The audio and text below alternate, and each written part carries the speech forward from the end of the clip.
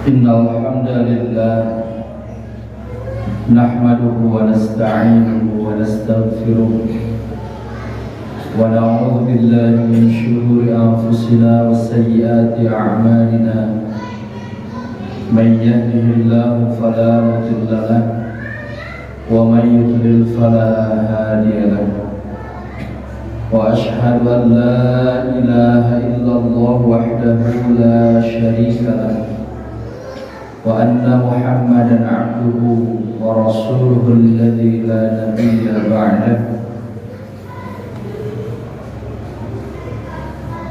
A'udzu billahi minasy syaithanir rajim. Lillahi ma fis samawati wa ma fil ardh. Wa in tubdu ma fi anfusikum aw tukhfuhu yuhasibukum bi'illah. فيغفر لمن يشاء ويعذب من يشاء والله على كل شيء قدير. Wa'asyiral muslimin jamaah Jumu'ah rahimakumullah. Tuntunan syariat sejatinya bisa dilakukan dengan prinsip ketaatan yang kuat, karena kata Allah Subhanahu wa ta'ala, Allah tidak membebankan satu kewajiban kepada manusia kecuali manusia itu bisa melakukannya. Bahkan dalam ayat yang lain Allah sebutkan la ikraha fid din, tidak ada dorongan paksaan dalam agama. Inna dina yusrun, sungguhnya agama itu mudah. Hanya ikhwatu iman rahimakumullah, bukan bagaimana kemudian melakukan sesuatu amal, perintah agama, titah daripada syariat yang berat. Ternyata prinsip pengabdian kita kepada Allah Subhanahu wa ta'ala belum terlampau kuat. Kita paham betul bahwa ketika seorang laki-laki dewasa, sehat, bugar, itu sudah hampir dapat dipastikan bisa melaksanakan saum pada bulan Ramadan yang wajib saja dari mulai subuh sampai maghrib. Tapi ikhwatu iman rahimakumullah, bagaimana realita yang kita saksikan? Orang yang mengaku berbadan kuat, kekar, tidak mampu melaksanakan saum dari subuh sampai maghrib. Artinya bukan persoalan fisik yang tidak memampukan diri kita, bukan persoalan lahiriah saja yang menyebabkan kita mampu atau tidak melaksanakan kita dari Allah Subhanahu wa ta'ala, tapi ini adalah urusan prinsip ketaatan yang ada di dalam hati kita. Ikhwatu iman rahimakumullah, satu hal penting disampaikan oleh Nabi sallallahu alaihi wasallam ketika ayat ke-284 dari surah kedua, surah Al-Baqarah turun. Pada penggalan ayat in tubdu wa in tubdu ma fi anfusikum aw tukhfuhu yuhasibukum bihillah. Ketika ayat itu turun yang menyatakan bahwa lillahi ma fis samawati wa ma fil ardh, milik Allah lah apa yang ada di langit-langit dan apa yang ada di bumi. Wa in tubdu ma fi anfusikum aw tukhfuhu, dan kalaupun engkau menampakkan atau bahkan menyembunyikan ma fi anfusikum, apa yang ada di dalam hati kalian, yuhasibukum bihillah, Allah akan menghisabnya. Ketika ayat itu turun, ishtadda ishtaddat, merasa berat para sahabat ketika ada pernyataan dari Allah Subhanahu wa taala bahwa apa yang ada di dalam hati, baik nampak di sini menjadi ucapan ataupun perbuatan ataupun sikap. Bahkan hari ini ikhwatul iman rahimakumullah, apa yang nampak dari hati itu bisa melalui mimik muka, bisa melalui lirik mata, gestur, kode dan lain sebagainya. Sehingga untuk menyinggung seseorang tidak perlu kemudian kita menghina secara verbal. Dengan mimik muka, dengan lirik mata saja ikhwatul iman rahimakumullah itu bisa menyinggung. Autukhfuhu, atau kemudian apa yang ada dalam hati kita itu kita sembunyikan, tidak keluar melalui sikap, apalagi ucapan dan tindakan, hanya ada di dalam hati saja. Kata Allah, yuhasibukum bihillah, Allah akan menghisab itu semua. Para sahabat merasa keberatan. Ya Rasulullah, kullifna bima takallamna wa ma amilna. Ya Rasulullah, kami dibebani ataupun kami dinilai oleh Allah Subhanahu wa taala bima takallamna, atas apa yang kami ucapkan, wa bima amilna, dan atas apa yang kami perbuat. Fa amma qulubuna, adapun hati kami, falaisat minna, itu di luar kekuasaan kami. Sulit rasanya ya Rasulullah kalau kemudian hati ini harus betul-betul bersih, tidak ada sangka buruk sedikit pun, tidak ada hati buruk sedikit pun, tidak ada sifat-sifat buruk sedikit pun yang ada di dalam hati. Sulit ya Rasulullah. Tingkat para sahabat, apalagi kita. Terkadang ikhwatul iman rahimakumullah, ketika kita melihat seseorang yang kita tahu backgroundnya seperti apa, background buruknya kita tahu, kita ketahui, minimal ada di dalam hati kita was-was, minimal ada di dalam hati kita sangka buruk, walaupun tidak keluar melalui ucapan ataupun tindakan. Laisat minna, kata para sahabat, hati ini bukan kami yang mengendalikan.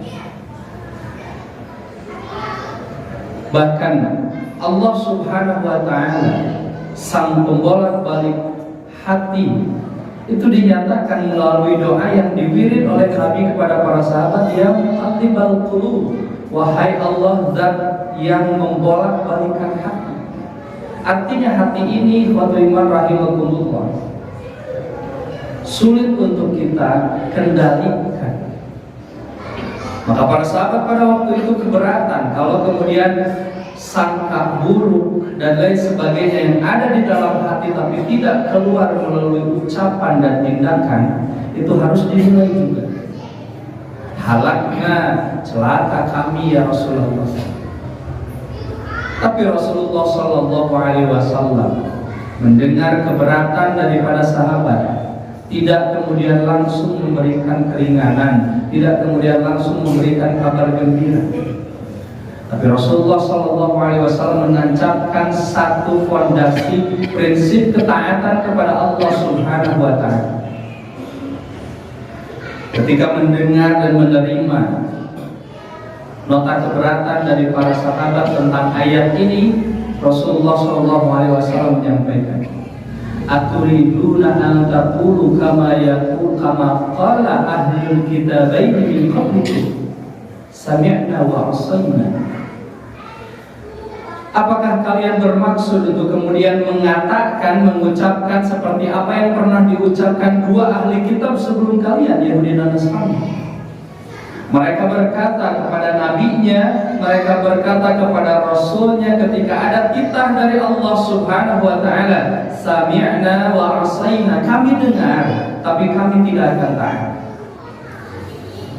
Bagaimana kemudian mereka menawar kepada Nabi Musa tentang titah-titah syariat yang dibebankan kepada mereka.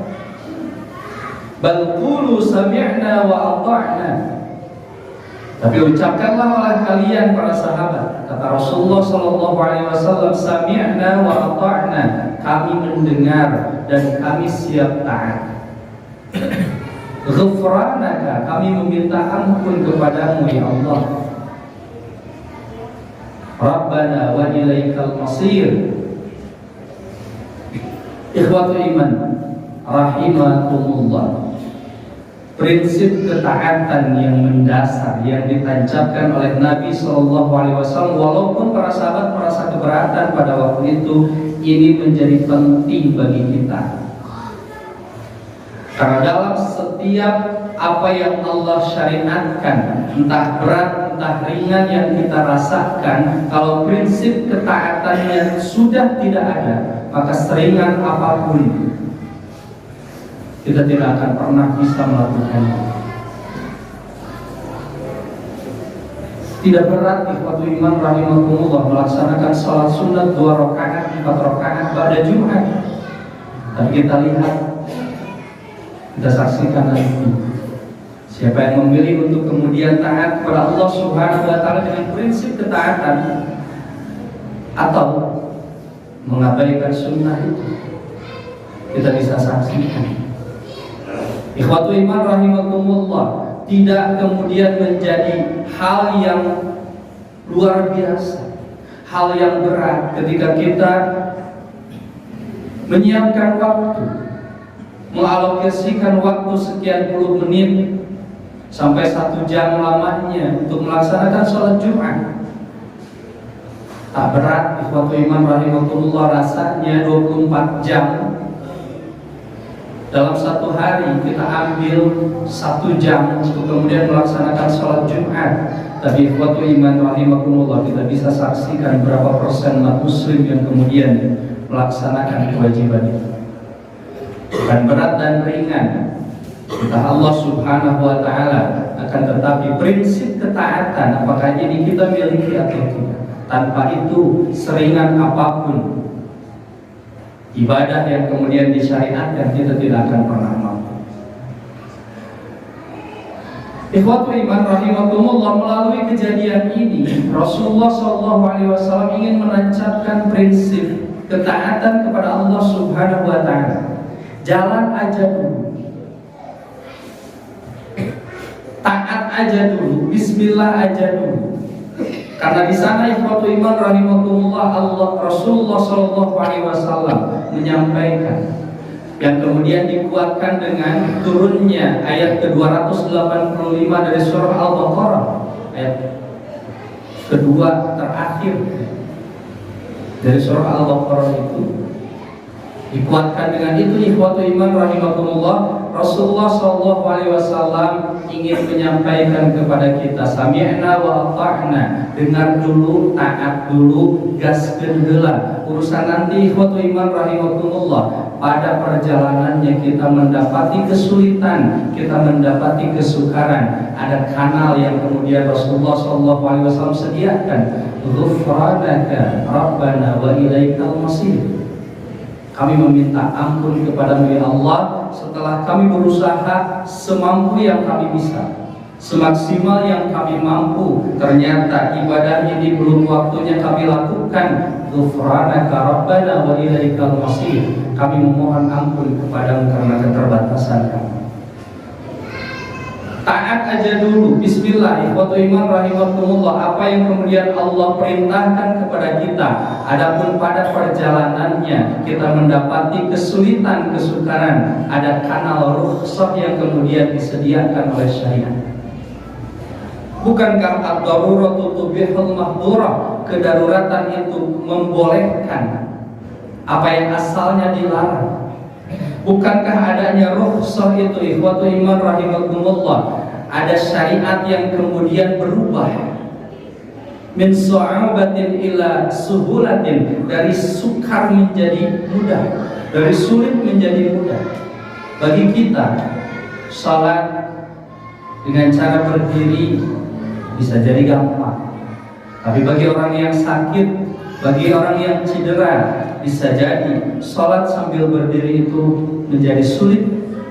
Maka ada rukhsah di sana. Ghufranaka Rabbana wa ilaikal masir. Kami memohon ampun kepadamu ya Allah, karena kondisi kami sedang seperti ini, yang harusnya kami melaksanakan sholat sambil berdiri, kami harus melaksanakan sholat sambil duduk. Kami harus melaksanakan sholat sambil berbaring, karena kami tidak mampu melaksanakan sholat secara sempurna. Ikhwatu iman rahimakumullah, ini yang kemudian ditancapkan. Ini juga pelajaran bagi kita ketika kemudian kita sebagai seorang ayah, ataupun kita sebagai seorang pendidik di sekolah, di pesantren, di madrasah atau dimanapun, ketika anak-anak kita, ketika murid-murid kita mengeluh dengan beban yang kita berikan, ya langsung kemudian kita berikan keringanan, tapi tancapkan dulu kekuatan mental. Yang harus kita lakukan ikhwatu iman rahimakumullah bukan kemudian meminta kepada Allah Subhanahu wa taala tidak diberikan ujian dan cobaan, karena itu adalah keniscayaan dalam hidup. Tapi yang kita minta kepada Allah Subhanahu wa taala, seberat apapun cobaan, seberat apapun ujian yang Allah berikan kepada kita, Allah kuatkan pundak kita untuk kemudian memikul ujian-ujian tersebut. Barakallahu li wa lakum. Alhamdulillahilladzi arsala rasulahu bil huda wa dinil haqq liyuzhirahu 'ala ad-dini kullihi wa kafa billahi shahida. Wa ashhadu an la ilaha illallah wahdahu la syarika lahu wa anna Muhammadan 'abduhu wa rasuluhu alladzi la nabiyya ba'dahu, amma ba'd.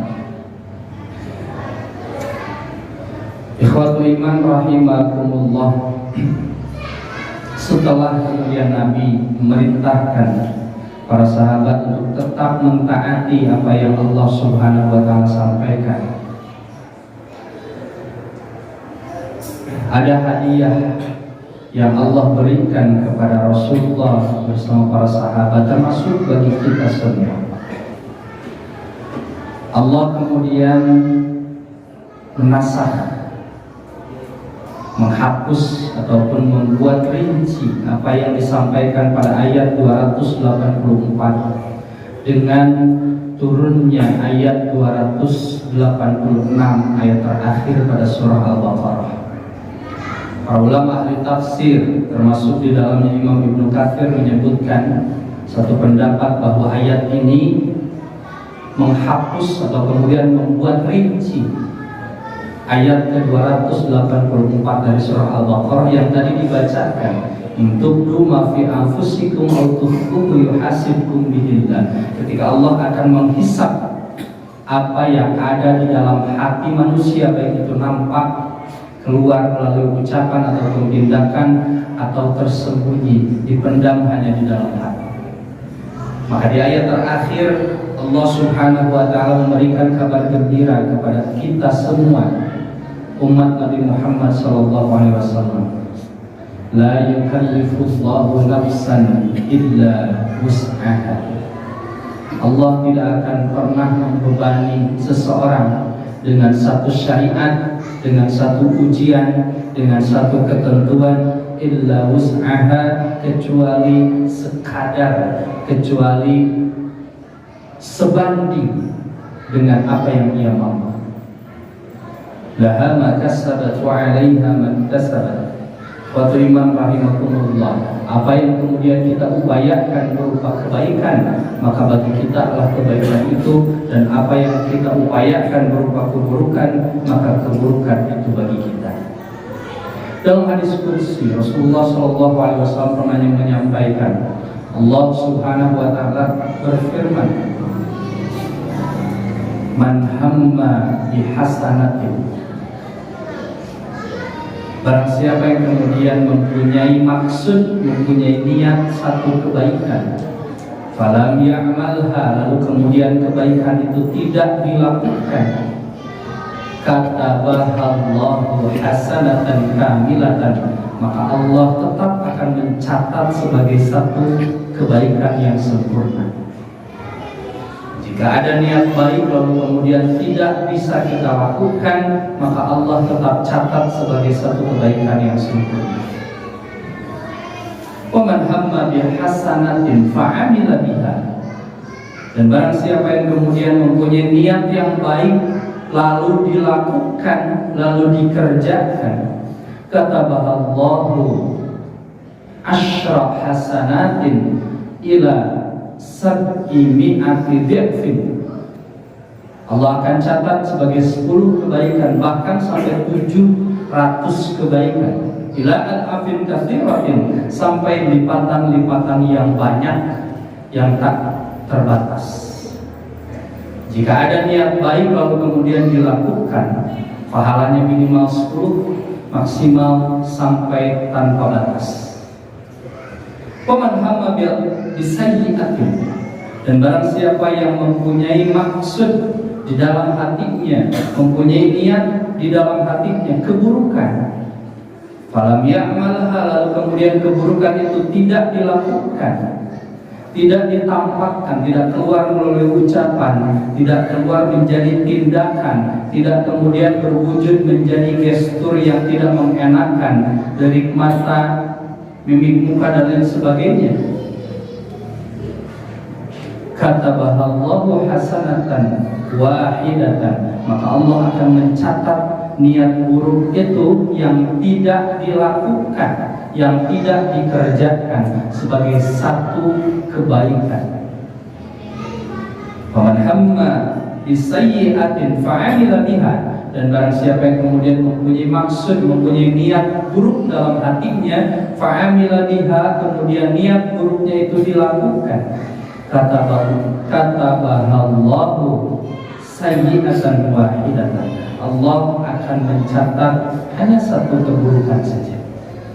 Betapa adilnya Allah Subhanahu wa ta'ala ketika melipat gandakan minimal 10, 700 sampai tak terhingga kebaikan yang kita lakukan, tapi Allah tetap mencatat satu keburukan untuk satu dosa yang kita lakukan. Ikhwatu iman rahimakumullah, ini hadiah yang paling besar ketika para sahabat bermaksud meminta kepada Rasulullah SAW agar apa yang ada di dalam hati yang tidak dilakukan itu jangan kemudian dicatat dan jangan kemudian dihisab oleh Allah Subhanahu wa ta'ala, tapi Allah berikan lebih, Allah berikan hadiah di luar ekspektasi, di atas apa yang para sahabat minta.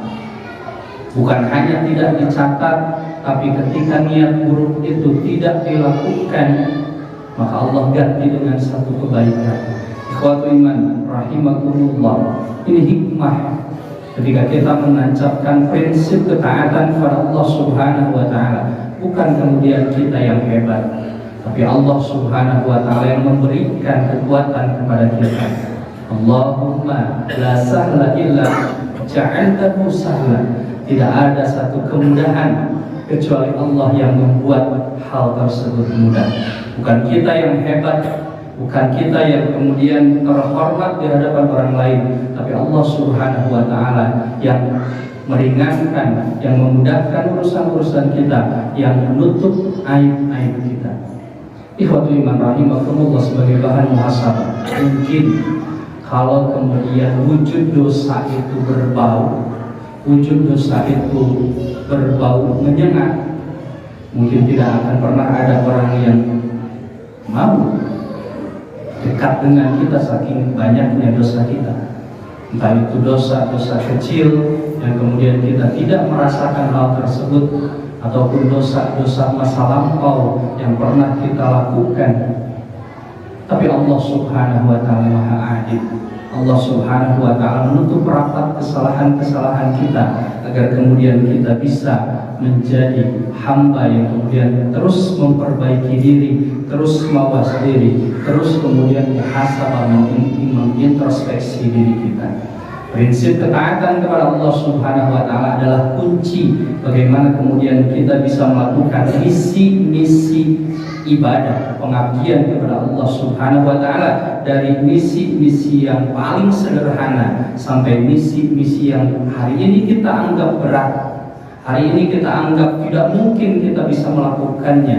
Insya Allah Allah akan mampukan, Allah akan mudahkan, karena prinsip ketaatan itu sudah kita tancapkan di awal. Semoga ikhwatul iman rahimakumullah, Allah Subhanahu wa taala memberikan kemudahan kepada kita untuk kita taat kepadanya, kita mengabdikan diri kepadanya sepenuh pengabdian, dan semoga Allah Subhanahu wa taala memberikan berkah kepada kita, kepada keluarga kita, kepada rekan-rekan teman-teman kita sepergaulan, agar kemudian bisa bersama-sama taat kepada Allah Subhanahu wa taala, menjadi abdan syakura, menjadi hamba yang betul-betul hamba.